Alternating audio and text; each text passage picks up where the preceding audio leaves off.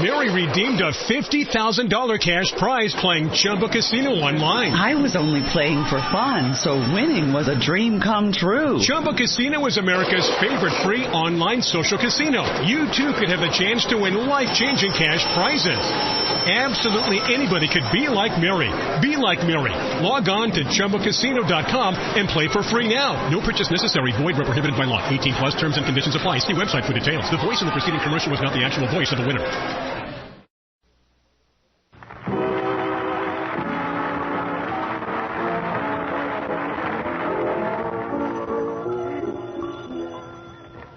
Hello, Duffy's Tavern, where the elite meats eat. Archie the manager speaking. Duffy ain't here. Oh, look, Duffy, I'm glad you called. Look, how would you like to see Mrs. Duffy in an ermine coat with a sable girdle and mink garters? Huh? It'd be a good excuse to set a trap. Well, what I'm talking about is I want to make you rich, Duffy. I want you to take a flyer with me into the seminar industry. Huh? Well, Duffy, there's big dough in it. A guy like you could have a mansion in Beverly Hills, big cars, personal valet so you don't have to soak your own feet. Huh? A swimming pool? You don't have to do with them, Duffy. You could keep water in one and Mrs. Duffy in the other. Well, I'm telling you, this movie deal would be terrific for you. See, I put up my brains, and you match it with your money. You wouldn't have to take much money. Huh? You'll think it over? Okay, Duffy, that's good enough for me. Hey, Eddie, guess what? I just talked Duffy into putting up the dough for me next picture. Oh, that's wonderful. What's the idea to whistle? I didn't want to wake you up. You was having such a beautiful dream that Duffy put up the money. Well, why not? I'm putting up my talent, ain't I? Eddie, you admit I got talent, don't you? Eddie, do you admit it or don't you? You want that question answered man to man or on a labor management basis?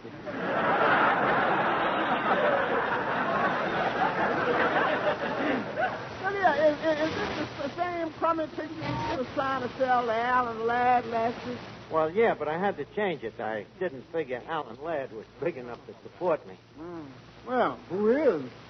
That's just it. There ain't nobody. So I have wrote this new story just about myself. It's the story of my life, you know. Yeah, sounds very interesting. Will you excuse me while I go put out the garbage?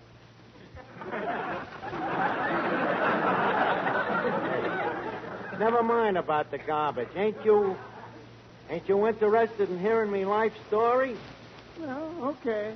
6 of one, half dozen of the other. All right. I'll listen. Well, since you insist, here it is. It's a Horatio Alger story. It tells how Archie, the ragged street urchin, went from poverty and rags to become the Archie that he is today. Not much action, is there? You ain't heard it yet. You see, it starts out with me environment. Scene 1 shows me as a baby in me nursery, you know, where I'm laying in me little castanet. So me father, a gay, dashing hod carrier, is bending over me. So I look up at him, and realizing all he has done for me, I start to cry. So he decides to walk the floor with me.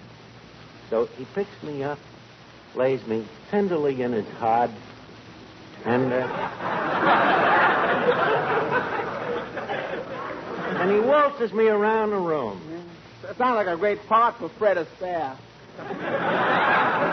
Astaire could never play it. Me father was strictly a flat-foot waltzer. Well, anyway, suddenly me mother comes home after a hard day at Roseland, see?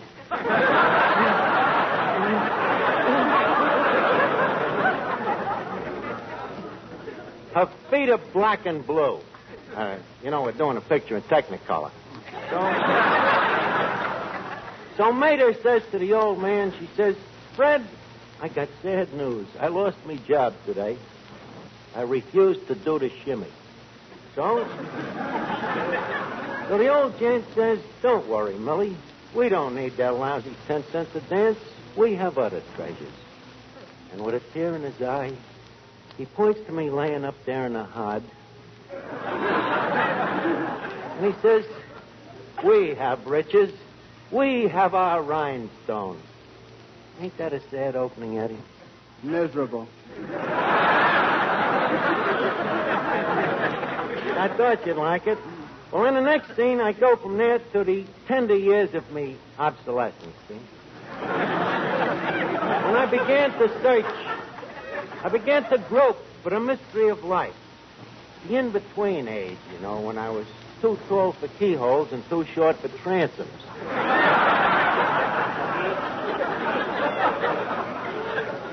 The age of confusion, when I was grasping, when I didn't know where to go. Is it too late for suggestions? To continue, I didn't know which way to go, but suddenly it comes to me. I hear the call of Thestia. Actor's blood pounds at me pulse. Me nostrils get filled by the smell of the grease ball. I have been called. Yeah, put on your shoes, Mother. This is where we came in. Eddie, please, once in a while, couldn't you keep that dopey mouth shut?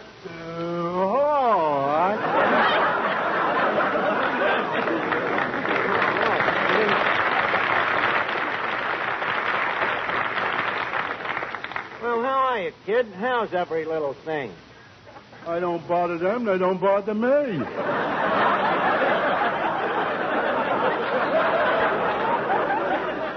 A Mexican standoff, huh? Now, slow, Finnegan. I'm busy telling Eddie here about this movie I'm writing. Oh, well, maybe I could give you the benefit of me experience. What are you talking? You don't know nothing about the movies. Oh, no? I see every picture that's worth sneaking into. You're sneaking into the movies. Don't you know that crime don't pay? So what? Neither do I. Well, how do you manage to sneak in anyway? Oh, I got me method, George. I just got a new one, a beauty. What? Well, I saunter up to the door, man, very nonchalantly, of course, and I kick him in the shin. And then what? Well, if luck is with me, he punches me in the nose and knocks me flat. But how does that get you inside? God, a high-class theater ain't going to leave something like me laying around in the lobby.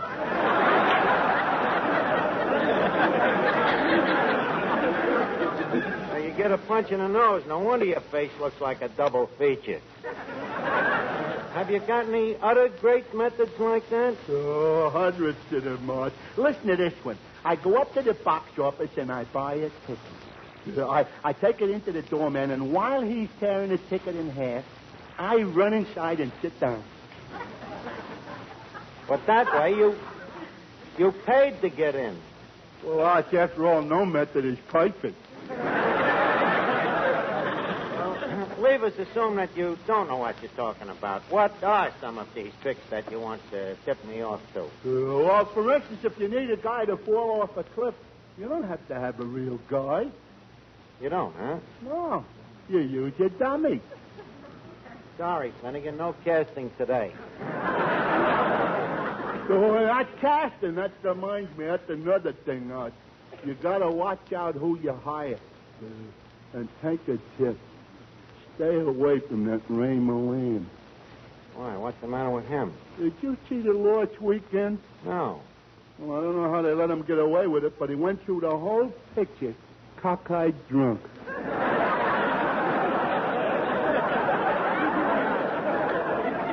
Will you please remind me next Christmas to get you a pencil sharpener with a nice snap brim? Hello? Oh, hello, Duffy. Have you thought over the proposition? Huh? You what? You just read in the paper where my last picture was one of the 10 worst pictures of the year? Yes, but Duffy, did you happen to notice that it was first on the list? Certainly, and this new one will make a fortune. Huh? Well, okay, don't do me no favors. There's plenty of other people that'll put up the dough. But just remember, someday, when you walk along the street and you hear people say, there goes the biggest jerk in town, then maybe you'll think of me. Toss it around, kid. What is it? You don't know how to handle Papa. What do you mean? Well, you gotta use psychology with him. Now, when I want to get money out of him, I sit on his lap, put my arm around his neck, and then I kiss him and say, my darling Papa is looking tired tonight. And then he goes to bed, and as soon as he's asleep, I take the money out of his pants. Duffy, I need money, but not bad enough to start necking with your old man. Well, maybe I could do something with him. On what basis? On the basis that if I get him to put up the money, that I get a part in the picture. I take it back. I'll neck with your old man. Now, just a second, Archie. I'm not that hard to look at. You should be standing over here. Archie, in the 3rd Avenue Civilian Defense Beauty Contest they put on last year, who was elected queen? That's right, you were. Miss Wastefats of 1945. Now, look, don't do me no favors. I'll get the money someplace.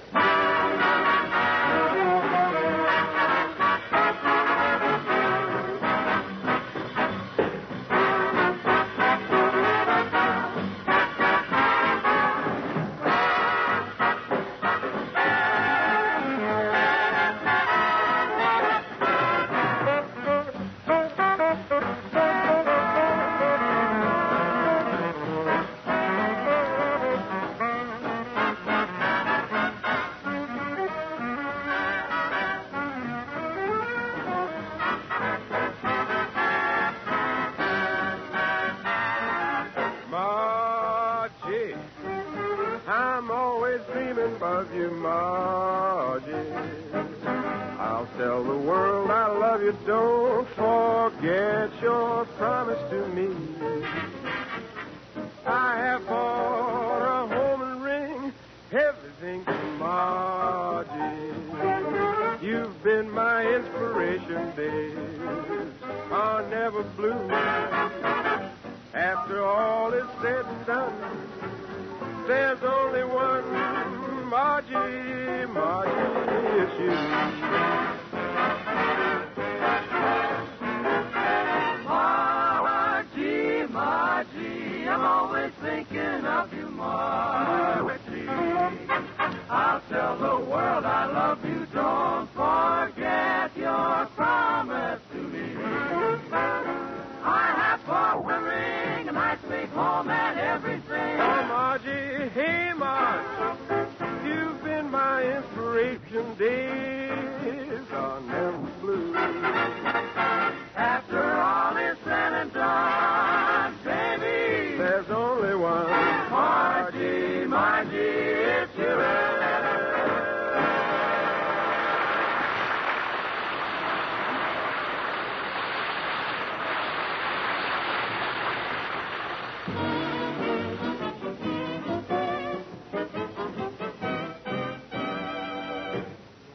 Raise the dough for this picture somewhere. Eddie, give me that phone book. Hey, you got some particular sucker in mind, or is this going to be the straight house-to-house canvas? If you don't mind, I'll just take the phone book, stands without no remarks. Okay. There you are. Let's see here. Q-R-S-T-U. Here it is. Uncle Sam Hog Shop. Hello? Uncle Sam? This is Archie. Archie. Remember the wristwatch with the imitation alligator strap? Yeah. Yeah, well, Uncle, I got a big deal on, and I'm a little short of... Huh? Oh, your money's all tied up in cash, huh? Well, better luck next time. So long, Uncle. Oh, just a second while I got you. Don't forget to brush me blue serge suit.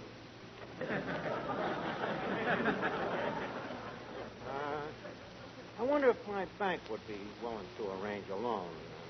What's one of your banks? The First National ticket? No, I've got a Chase National where I happen to be very well known. Let's see. Hello, Chase National. The manager, please.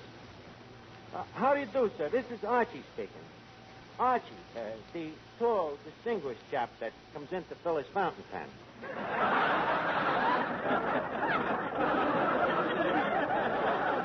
Yes, that's right. Look, my corporation would like to liquidate a short-term fiduciary, and I was wondering if we gave you adequate security. Hello?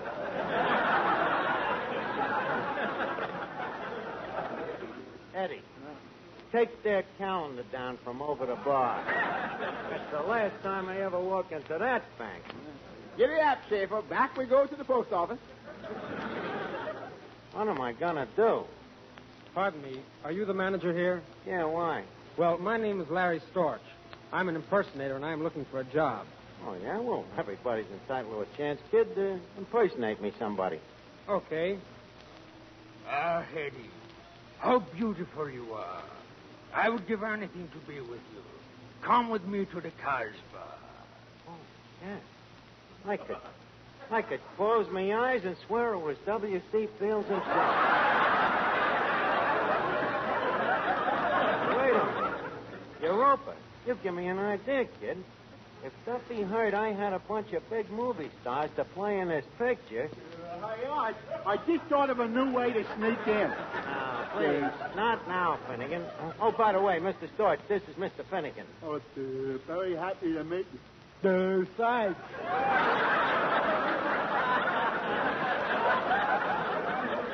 Yeah, this guy talks like a moron.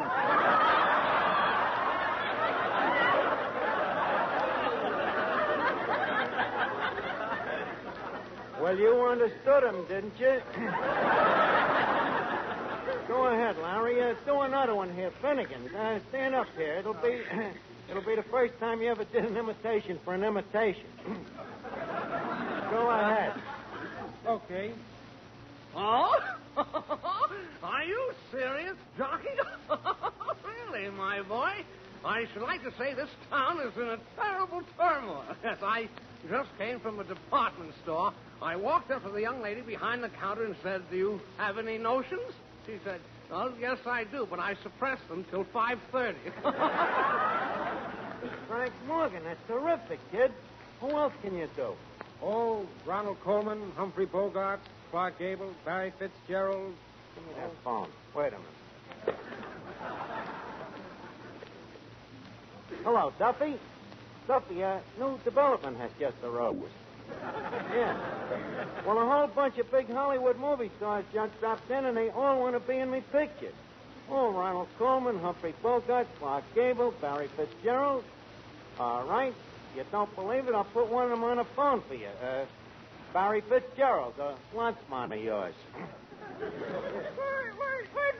The top of the evening to you, Mr. Duffy.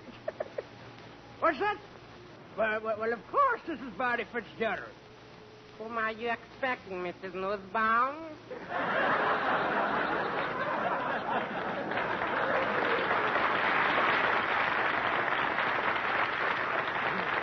Give me that phone, kid. Huh? Well, are you sold, Duffy? You think it's a trick? Okay, I'll convince you. I'll put on a scene with the whole parade of stars right now.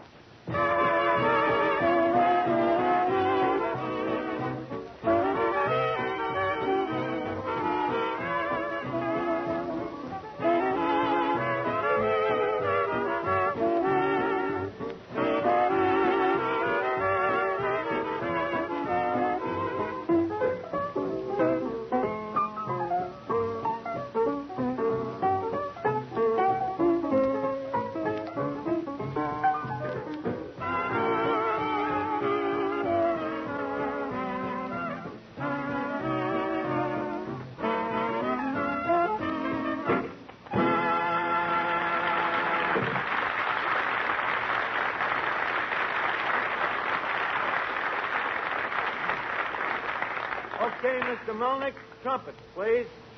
Thank you. Ladies and gentlemen, we now present the preview of that great forthcoming cinema picture, The Life of Archie.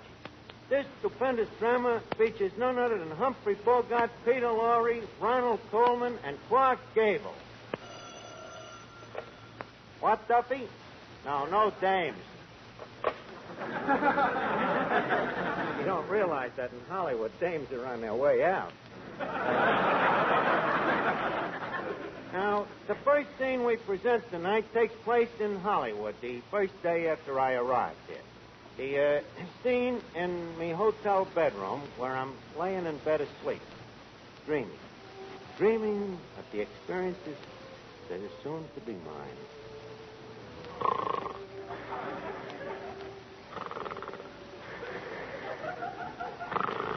Hava.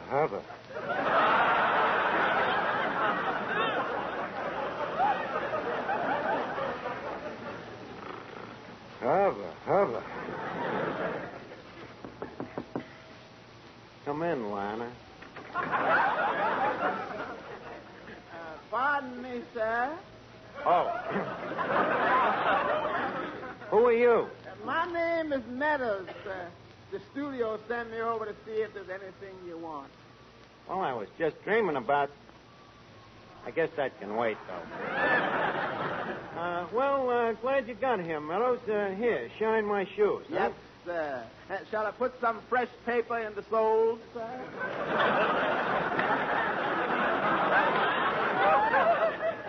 I think you'd better not, Meadows. I'd rather not be accused of going Hollywood. By the way, before you shine them shoes, would you mind to hand me embroidered shorts? You mean the ones with the big A on one side and you-hoo on the other? Yes, that's right. What shirt would you wear, sir? What shirt? I'll just keep this one on. I've only had 4 hours sleep. As you wish, sir. Shall I get you a pair of fresh socks? No, thank you. I'll just alternate the ones that I got on.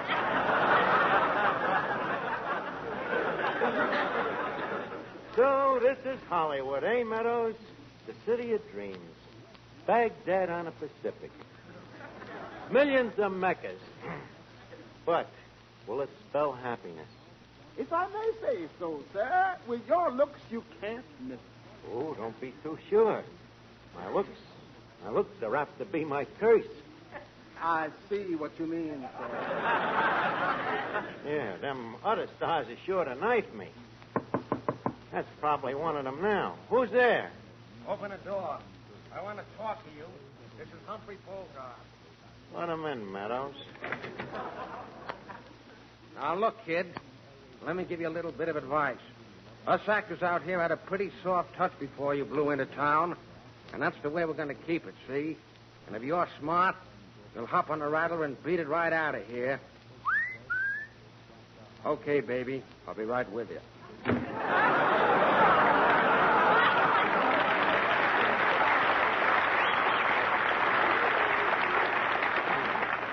That guy. I'd just like to get in a picture with him sometime when he's an Indian and I'm a cowboy. I guess that's another one. Come in. Well, Ronald Coleman. Pip, pip, old man. You just dropped in time for tea and tiffins. Sit down. No, thank you. And if you don't mind, I'll come to the point immediately. I'm warning you, old boy, Hollywood can never become your Shangri-La. Oh, yeah? Says who, sir? Says I, sir. Now you seem to be rather a decent sort, in a crummy way. So I'm going to give you a bit of advice. If you will leave here immediately, it will be a far, far better thing you do than you have ever done. I bid you good day, sir.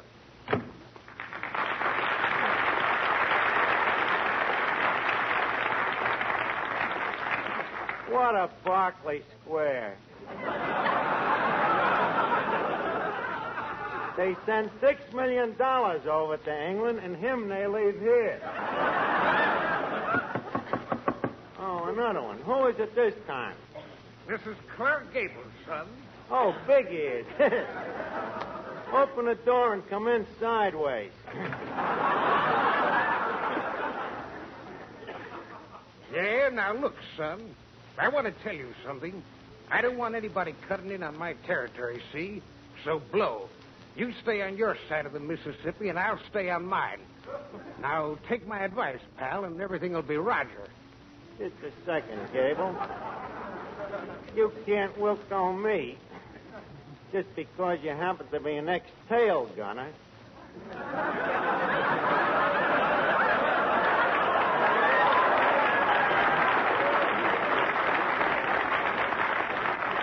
Now, what else is on your mind? Nothing. But don't say I didn't warn you.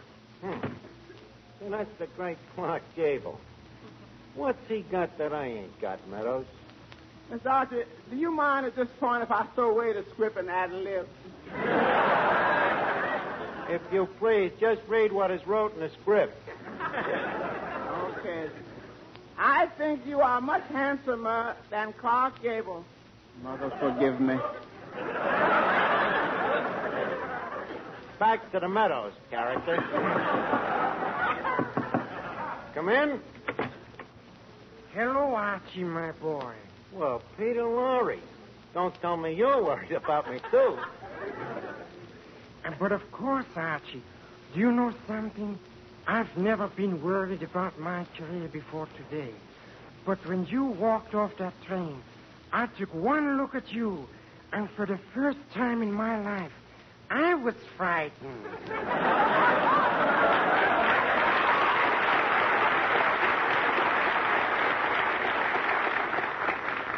So please, leave Hollywood quietly. Don't make violence necessary. Call me up and tell me your decision, will you? Okay, what hotel are you staying at? The Hollywood Plasma. Great.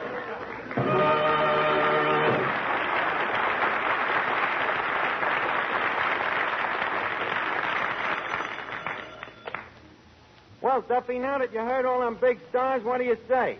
Do you want to precipitate in the picture? Huh? You do, eh? Well, to what extent? You'll rent me your brownie. But Duffy, with all of them big stars... Huh? As long as I got all them big stars, I should get the money from them, huh? Okay. Say, Storch. Yes? How much dough you got? Any at all? I got 50 cents. 50 cents? 50 cents? What a nerve you got, impersonating a lot of big movie stars with a lousy $50 in your pocket. Meadows, ejaculate this bum.